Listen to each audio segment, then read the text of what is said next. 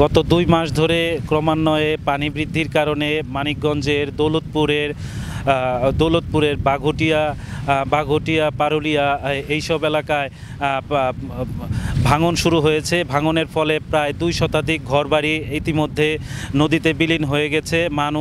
বাজার, মসজিদ, মাদ্রাসা,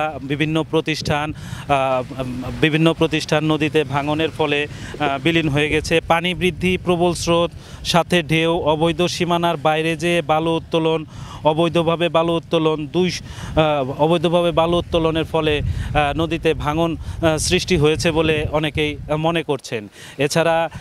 এছাড়া চাষকৃত জমি অনেকের বিলীন হয়ে গেছে। বিভিন্ন প্রতিষ্ঠান ভাঙনে বিলীন হয়ে গেছে। নদীতে প্রবল স্রোত এবং সামনে আরও স্রোতের কারণে নদীতে ভাঙন সৃষ্টি হবে বলেও আরও বৃদ্ধি পাবে বলে স্থানীয় গ্রামবাসীরা অনুমান করছেন।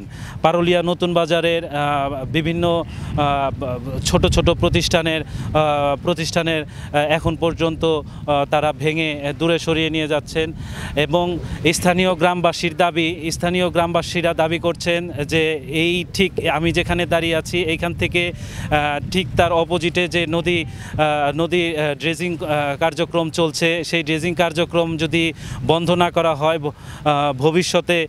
ভবিষ্যতে এ ধরনের ভাঙন এবং একটা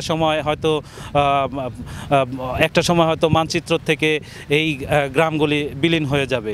তো মানিকগঞ্জ থেকে এই ছিল আমার কাছে ভাঙনের সর্বশেষ।